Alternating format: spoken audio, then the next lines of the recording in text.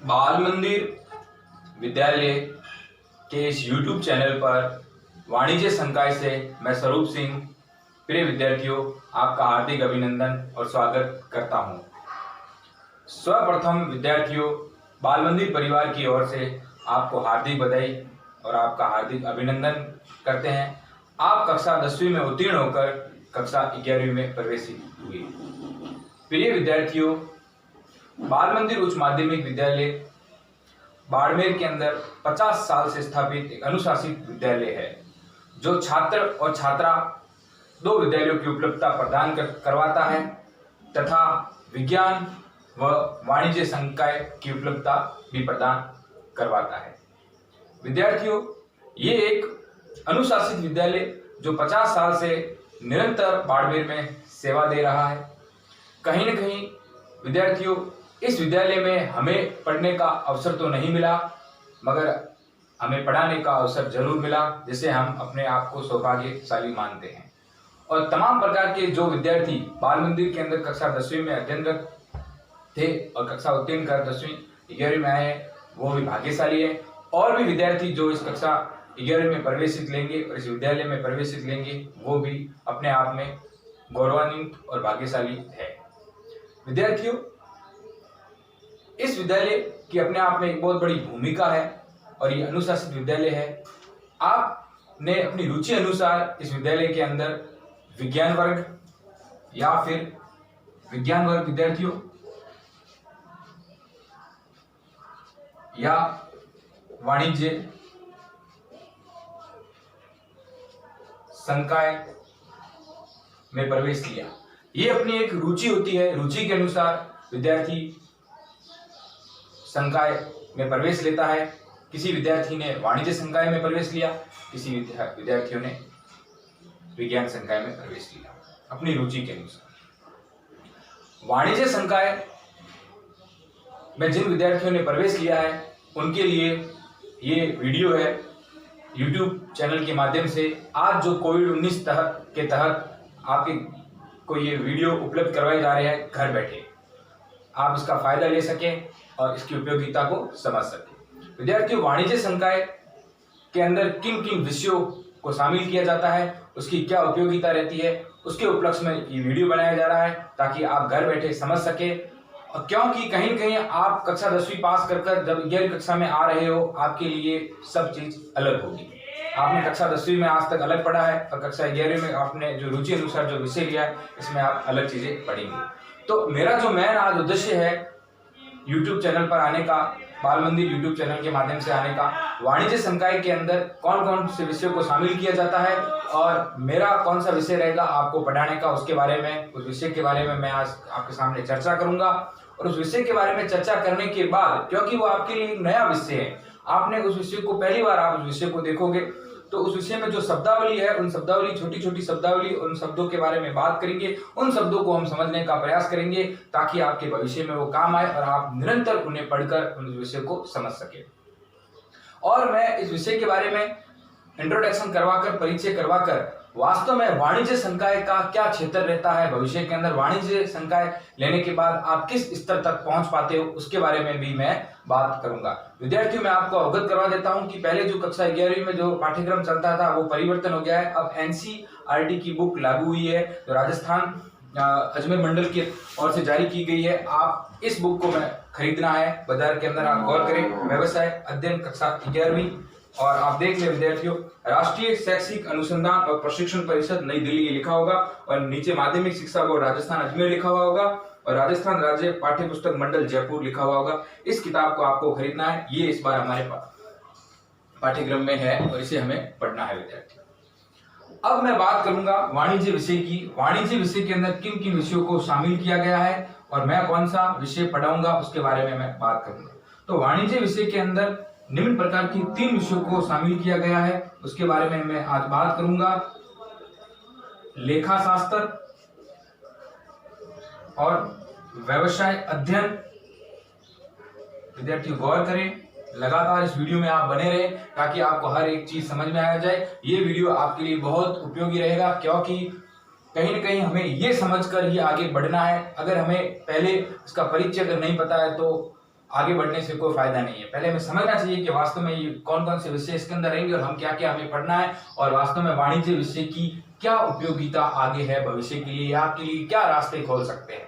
गौर करें, लेखा शास्त्र, व्यवसाय अध्ययन और आप कंप्यूटर विषय लेते हैं। विद्यार्थी गौर करें, लेखा शास्त्र को इंग्लिश में अकाउंटेंसी बोलते हैं, जो हमारे अनुभवी अध्यापक वेदराज जी बोहरा पढ़ाएंगे। व्यवसाय अध्ययन जिसे बिजनेस ऑर्गेनाइजेशन बोलते हैं, व्यवसाय संगठन बोलते हैं, या बिजनेस स्टडीज, अध्ययन को स्टडीज बोलते हैं, ऑर्गेनाइजेशन को संगठन बोलते हैं, और ये है आपका कंप्यूटर। विद्यार्थियों, जो ये दूसरे नंबर पे है व्यवसाय अध्ययन, इस विषय को मैं पढ़ाऊंगा और इसकी प्रमुख रूप से इसकी छोटी छोटी शब्दावलियों को, हर एक क्षेत्र की इसकी भूमिका को, और वास्तव में ये भविष्य के अंदर आपके क्या काम आएगा, यहाँ तक कि 11वीं से प्रारंभ होकर एमकॉम तक चलता है, और आप कोई भी कंपटीशन प्रतिस्पर्धा वाणिज्य वर्ग की देते हो, उसमें भी व्यवसाय अध्ययन की बहुत बड़ी भूमिका रहती है। लेखा शास्त्र से आप लेखा जोखा करना सीख जाते हैं, विभिन्न प्रकार के हिसाब किताब करना सीख जाते हैं, और व्यवसाय अध्ययन से आप क्या करना सीखते हैं और व्यवसाय अध्ययन की क्या भूमिका रहती है उसके बारे में मैं चर्चा में बात करूंगा। और कंप्यूटर का तो आधुनिक युग है, कंप्यूटर के बिना तो कुछ संपूर्ण होता ही नहीं है विद्यार्थी। तो लेखा शास्त्र, व्यवसाय अध्ययन और कंप्यूटर आपके वाणिज्य संकाय के अंदर रहेंगे। ये तीन विषय प्रमुख रूप से जो हमारे सब्जेक्टिव विषय होते हैं, बाकी इंग्लिश और हिंदी वो तो ऑप्शनल सब्जेक्ट रहते ही हैं जो नियमानुसार है। तो व्यवसाय अध्ययन के बारे में मैं बात करूंगा, व्यवसाय अध्ययन का मैं परिचय करवाऊंगा, व्यवसाय अध्ययन से क्या तात्पर्य है। फिर इसके परिचय के पश्चात मैं ये बताऊंगा कि वाणिज्य संकाय के अंदर आप कहां तक पहुंच सकते हो और वाणिज्य संकाय की क्या क्या भूमिका है भविष्य के लिए, उसके बारे में बात करना जरूरी है। क्योंकि आप जिस विषय को चुन रहे हो उसके क्षेत्र को जानना जरूरी है कि उस विषय को पढ़ने के बाद आप किस स्तर तक पहुंच सकते हो और किस स्तर पर अपनी भूमिका निभा सकते हो। तो व्यवसाय अध्ययन की हम बात करते हैं कि हम व्यवसाय अध्ययन में क्या सीख सकते हैं और व्यवसाय अध्ययन हमारे लिए क्यों उपयोगी है वाणिज्य संकाय के अंदर। गौर करें विद्यार्थियों, व्यवसाय अध्ययन, अध्ययन का मतलब है स्टडी करना है, किसी चीज को पढ़ना होता है, और व्यवसाय से हमारा क्या तात्पर्य है उसके बारे में बात करना जरूरी है। इसके अंदर हम क्या क्या पढ़ेंगे, हमारी इस पाठ्य पुस्तक के अंदर क्या क्या पाठ है और किन किन पाठों को पढ़ेंगे उनके बारे में भी मैं चर्चा करूंगा। तो गौर करें विद्यार्थियों, आप व्यवसाय अध्ययन के अंदर विभिन्न प्रकार के व्यवसाय को सीख पाओगे, व्यवसाय को सीख पाओगे, व्यापार को सीख पाओगे, व्यापार किस प्रकार किया जाता है, और वाणिज्य को सीख पाओगे, वाणिज्य से क्या तात्पर्य, किस किस को सीख पाओगे, व्यवसाय को सीख पाओगे, व्यापार किस प्रकार किया जाता है और वाणिज्य किस प्रकार किया जाता है उसे सीख पाओगे, और व्यवसाय की पद्धतियों को सीख पाओगे। विद्यार्थियों गौर करें, व्यवसाय की पद्धतियों को सीख पाओगे, विभिन्न प्रकार की पद्धतियों जो इसके मेथड होते हैं उसे आप सीख पाओगे। तो विद्यार्थियों मैं कहीं कहीं अगर मैं बात करूं तो आप क्या क्या सीख पाओगे, गौर करें विद्यार्थियों, व्यवसाय को सीख पाओगे, किस प्रकार व्यवसाय करना है, व्यवसाय के मेथड को सीख पाओगे, व्यवसाय के मेथड्स को सीख पाओगे, और आप व्यवसाय के अंदर निजी उपक्रमों को, सार्वजनिक उपक्रमों को, संगठन को सीख पाओगे। जिसमें अगर हम बात करें संगठन की, अगर हम बात करें तो आप किसे सीख पाओगे विद्यार्थियों, जैसे एकल व्यापार हो, एकल व्यापार कैसे किया जाता है, साझेदारी है, साझेदारी को सीख पाओगे, और आप विभिन्न प्रकार के संयुक्त हिंदू अविभाजित परिवार को सीख पाओगे, और कंपनी को सीख पाओगे, विभिन्न प्रकार की ऐसी चीजों को सीख पाओगे। इनके बारे में हम एक एक चीज को पढ़ने का प्रयास करेंगे, एक एक टॉपिक को पढ़ने का प्रयास करेंगे, मगर मैं आपको बता रहा हूं कि व्यवसाय अध्ययन के अंदर आप किन किन चीजों को पढ़ पाओगे उसके बारे में मैं बात कर रहा हूं। और जैसे इसके अंदर आप कंपनी को पढ़ पाओगे, ये पढ़ पाओ, और व्यवसायिक वित्त के स्रोतों को पढ़ पाओगे, किस प्रकार वित्त हमें उपलब्ध होता है उनके स्रोतों को पढ़ पाओगे, और इसकी टेक्निक्स और मेथड को पढ़ पाओगे, आंतरिक व्यापार को पढ़ पाओगे, बाहरी व्यापार को भी पढ़ पाओगे। उससे पहले ये विभिन्न प्रकार की तमाम प्रकार की चीजों को पढ़ने से पहले मैं आपको अवगत करवा देता हूं कि व्यवसाय का क्या तात्पर्य है, व्यवसाय खुद क्या है, व्यवसाय से हमारा क्या तात्पर्य है। तो गौर करें विद्यार्थियों, हम कहीं ना कहीं जब व्यवसाय को अक्सर हमारी आम जिंदगी में सुनते आए हैं, मगर इसका अर्थ जो निर्दिष्ट शब्दों से यानी कि वास्तविक शब्दों से इसका क्या तात्पर्य है उसे हम समझने का प्रयास करेंगे, उसे हम लिखने का प्रयास करेंगे, ताकि हम आगे इसके स्तर को और पढ़ सकें। व्यवसाय से अगर हम बात कहें तो व्यवसाय खुद एक व्यस्त शब्द से उत्पन्न हुआ है। किसे हुआ है? व्यस्त शब्द। किसी भी कार्य के अंदर क्या रहना? व्यस्त रहना। और व्यस्त हम तब रहते हैं जब कोई हम कार्य करते हैं। व्यवसाय शब्द से क्या तात्पर्य है? व्यस्त रहना। हम व्यस्त किस लिए रहेंगे और व्यवसाय कौन करेगा? प्रमुख मुद्दा ये उठता है कि व्यवसाय कौन करेगा। तो व्यवसाय मानव के द्वारा किया जाता है। आपको पता है ये मानव प्रक्रिया है। कैसी प्रक्रिया है? ये मानव के द्वारा किया जाता है और मानव व्यस्त रहता है। मानव क्यों व्यस्त रहता है? किसी वस्तु को उत्पादित करता है, किसी सेवा को उत्पादित करता है। उत्पादन कर किन्हीं व्यक्तियों की आवश्यकताओं की संतुष्टि को पूरा करने के लिए वो व्यस्त रहता है। किसी वस्तु का उत्पादित करता है, उन वस्तुओं को बनाता है और वस्तु को उत्पादित कर उपभोक्ताओं या फिर मनुष्यों की आवश्यकताओं की संतुष्टि को पूरा करता है और लाभ अर्जन करता है। अब विद्यार्थियों शब्द आया लाभार्जन। ऐसे ऐसे जो शब्द आपके सामने आएंगे उन शब्दों से हम परिचित होंगे। लाभार्जन मतलब है लाभ का अर्जन करना, लाभ प्लस अर्जन। तो एक व्यक्ति जब वस्तु का उत्पादित कर रहा है, उत्पादित कर वो वस्तु को बेच रहा है और बेचने के आधार पर उसे क्या मिल रहा है? लाभ मिल रहा है। तो लाभ का अर्जन, तो लाभ एक व्यक्ति के द्वारा जब वस्तु का उत्पादित कर किसी वस्तु को बेचना और उसमें लाभ कमाना, ये ही एक व्यवसाय होता है। अब गौर करें विद्यार्थियों, जब वो लाभ कमाता है तो किस स्तर पर कैसे कमाता है? तो इसमें एक शब्द आता है विनिमय। विनिमय के माध्यम से वो लाभ कमाता है। किसके माध्यम से? विनिमय। अब आपके सामने विनिमय शब्द आपके लिए एक नया शब्द है। विनिमय का मतलब है, इंग्लिश में अगर हमने अक्सर इस शब्द को बोलते हैं एक्सचेंज। कोई चीज अपन एक्सचेंज करते हैं ना, किसी के बदले किसी को देना। तब एक व्यक्ति या एक व्यवसायी जब वस्तु का उत्पादित करता है, उत्पादित कर किसी उपभोक्ता को जब माल बेचता है, तो उपभोक्ता क्या करता है? उस माल को खरीदता है और उत्पादक करता है यानी विक्रेता क्या करता है? उस माल को बेचता है। जब वो एक उपभोक्ता उस माल को लेता है तब उसके बदले में उसे कुछ देना होता है। देता क्या है? कोई वस्तु की कीमत देता है। वस्तु की क्या देता है? वस्तु की कीमत। जब वस्तु की कीमत प्रदान की जाती है तब उत्पादकता यानी कि विक्रेता को क्या होता है? लाभ होता है। और लाभ के लिए ही तमाम प्रकार की जो क्रियाएं की जाती है वो व्यवसाय कहलाती है। विद्यार्थियों को गौर करें तो कहीं ना कहीं जो आपका ये शब्द है व्यवसाय, ये अपने आप में एक बहुत बड़ी एक निरंतर प्रक्रिया है जो लंबे समय के लिए चलती रहती है। लाभों का अर्जन करने के लिए विभिन्न प्रकार की जो क्रियाएं की जाती है वो व्यवसाय होती है। अब विद्यार्थी गौर करें, सरल शब्दों में समझे, एक होता है विक्रेता और एक होता है क्रेता। ये एक शब्द है विक्रेता यानी कि माल को बेचने वाला, माल को बेचने वाला, माल को बेचने वाला, ये होता है विक्रेता। क्रेता यानी कि माल को खरीदने वाला, खरीदने वाला। अब जब ये विक्रेता इस क्रेता को माल बेचता है तो क्रेता माल लेता है और माल के बदले में क्या देता है? कुछ कीमत चुकाता है। माल के बदले में कीमत चुकाता है, इसे विनिमय करना कहता है। कुछ के बदले कुछ देना या लेना।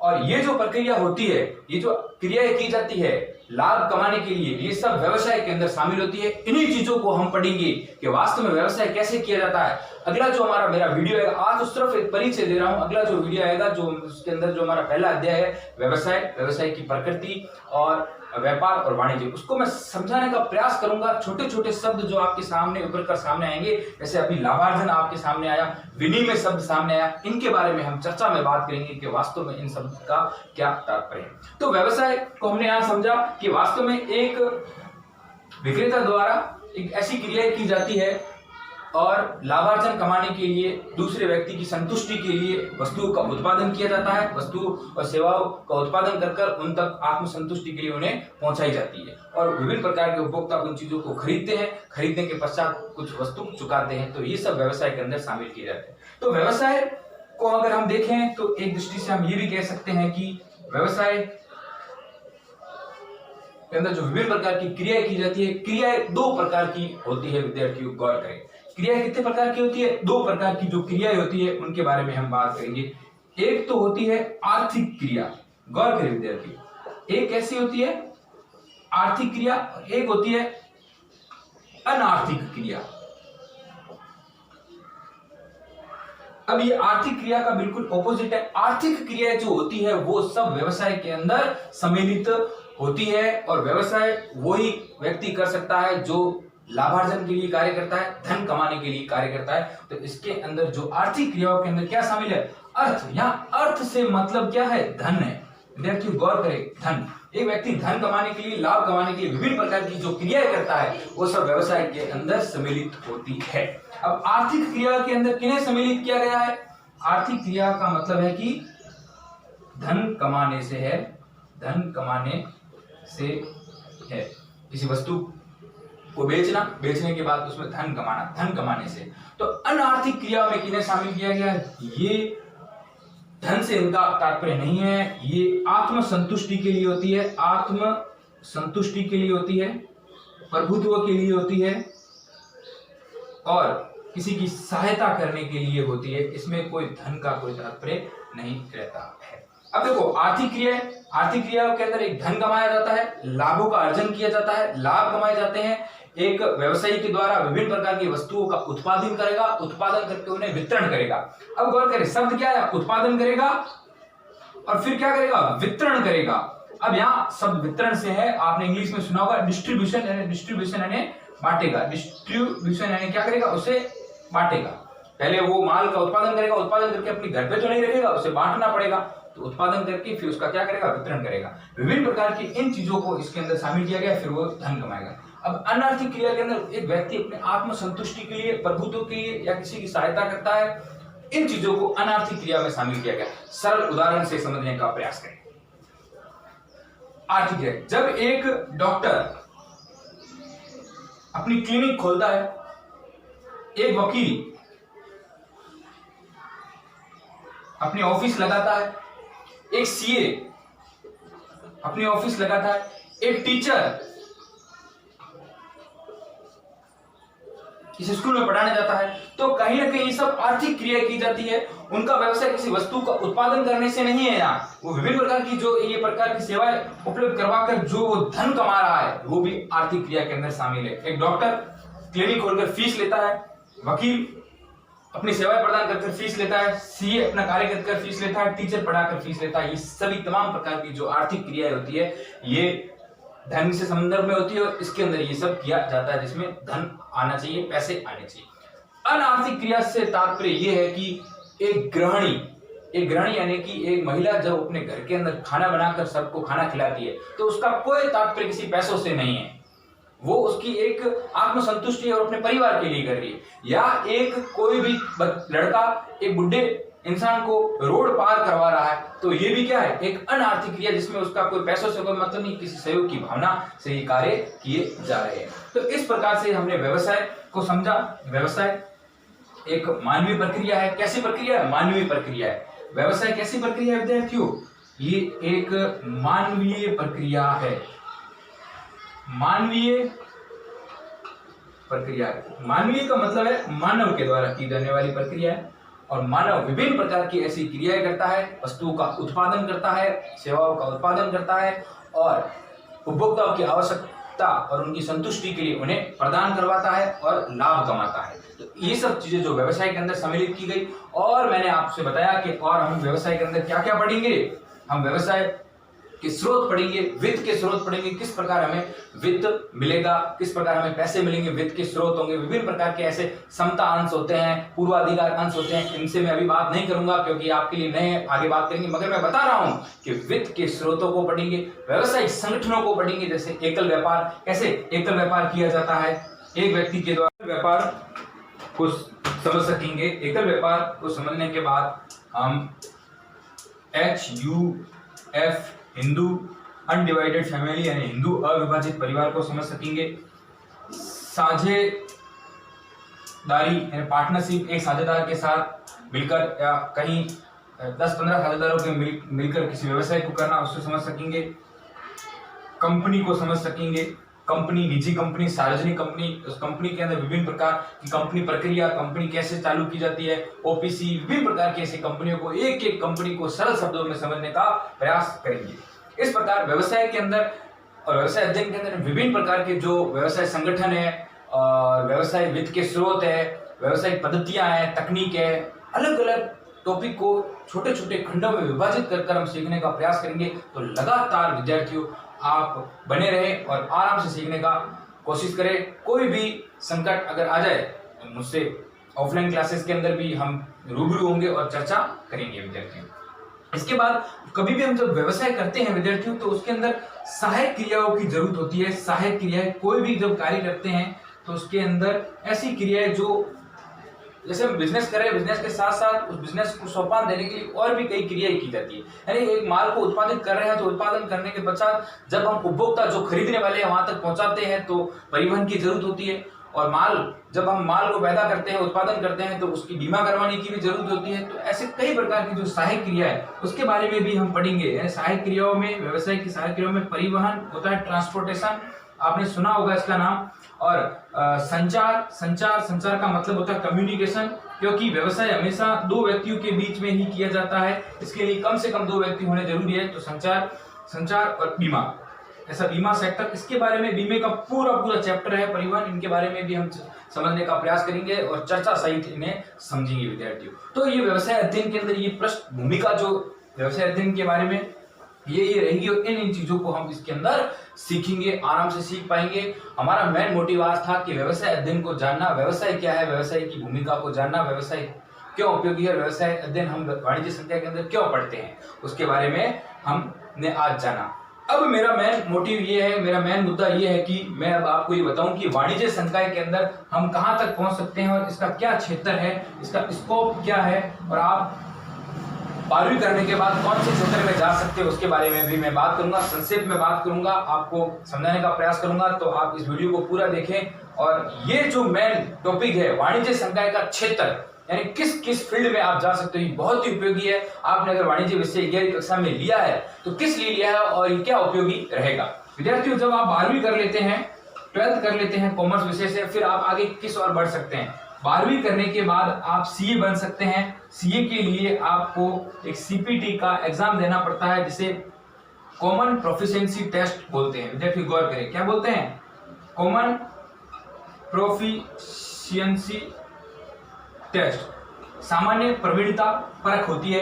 ये सीपीटी का परीक्षा देने के पश्चात आप आईपीसीसी के अंदर घुस जाते हैं। आईपीसीसी ए ग्रुप होता है और आईपीसीसी बी ग्रुप होता है। ये करने के बाद आपको इंटर्नशिप करनी पड़ती है। इंटर्नशिप के बाद एक सीए फाइनल का एग्जाम होता है और सीए फाइनल एग्जाम पास करने के बाद आप सीए बन जाते हो। तो 12th करने के बाद आपको सीपीटी का एग्जाम फाइट करना होता है, जो एक वर्ष के अंदर 2 बार होता है। तो सीपीटी आप 12वीं करने के बाद कर सकते हैं। सीपीटी पास करने के बाद IPCC A group, IPCC B group, internship का मतलब आप व्यवहार कुशलता जानने के लिए आपको किसी सीए के साथ काम करना पड़ता है, फिर सीए फाइनल एग्जाम देकर आप सीए बन सकते हैं। अब ये मुद्दा उठता है कि अब हमारी सीए में रुचि नहीं है और हम सीपीटी नहीं करना चाहते हैं, और किन्हीं विद्यार्थियों का ये मुद्दा उठता है कि सीपीटी के साथ साथ हम बीकॉम भी करना चाहते हैं। तो कोई दोहराई की बात नहीं है, आप सीपीटी की तैयारी के साथ साथ आप बीकॉम भी कर सकते हैं 12वीं के बाद। बीकॉम से तात्पर्य है कि आप ये 2-3 साल की चलती है, फर्स्ट ईयर, सेकेंड ईयर और थर्ड ईयर, ये 3 साल की बीकॉम चलती है।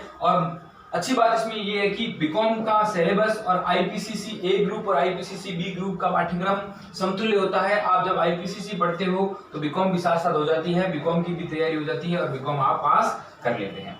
बीकॉम पास करने के बाद आपके कौन से रास्ते खुल जाते हैं और आप किस और बढ़ सकते हैं। तो बीकॉम किया हुआ एक स्टूडेंट या एक विद्यार्थी बीकॉम करने के बाद जूनियर अकाउंटेंट का एग्जाम दे सकता है। गौर करें विद्यार्थियों, जूनियर अकाउंटेंट यानी कि कनिष्ठ लेखाकार, जिसे कनिष्ठ लेखाकार बोलते हैं। और जूनियर अकाउंटेंट के बाद इससे ऊपर एक पद होता है अकाउंटेंट। ये दोनों भर्तियां साथ ही आती है, इसमें 2 पद होते हैं। और इसके साथ एक और भर्ती आती है जिसे बोलते हैं TRA, तहसील रेवेन्यू अकाउंटेंट।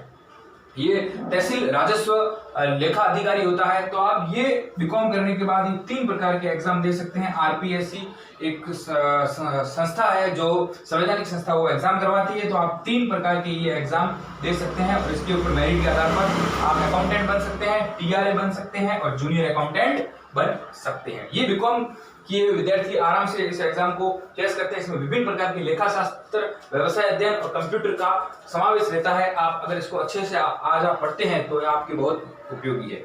अब आप बीकॉम करने के बाद विद्यार्थियों, बीकॉम करने के बाद अगर आपके दिमाग में आए कि हम बीएड कर लें, जिसे बैचलर ऑफ एजुकेशन बोलते हैं, जो अध्यापक के लिए होती है। बीकॉम बीएड विद्यार्थी, बीएड 2 साल की होती है। बीकॉम बीएड विद्यार्थी क्या कर सकता है? टीचर बन सकता है। टीचर बन सकता है, अध्यापक बन सकता है, थर्ड ग्रेड टीचर बन सकता है, यानी कि पहली से छठी से लेकर 8वीं को पढ़ा सकता है। पहले ये व्यवस्था नहीं थी, अब इसमें वाणिज्य वर्ग वाले विद्यार्थियों को भी टीचर बनने के लिए शामिल कर दिया गया है। छठी से लेकर 8वीं तक आप अध्यापक बन सकते हैं, वाणिज्य विद्यार्थियों को भी शामिल कर दिया गया। और नई शिक्षा नीति आ रही है, उसमें व्यवसाय अध्ययन विभिन्न प्रकार के वाणिज्य वर्ग को भी 9वीं और 10वीं में भी जोड़ा जा सकता है। तो आप वाणिज्य विषय के अंदर सेकंड ग्रेड टीचर भी बन सकते हैं, मगर अभी तक जहां तक ये न्यूज है कि आप थर्ड ग्रेड टीचर बन सकते हैं।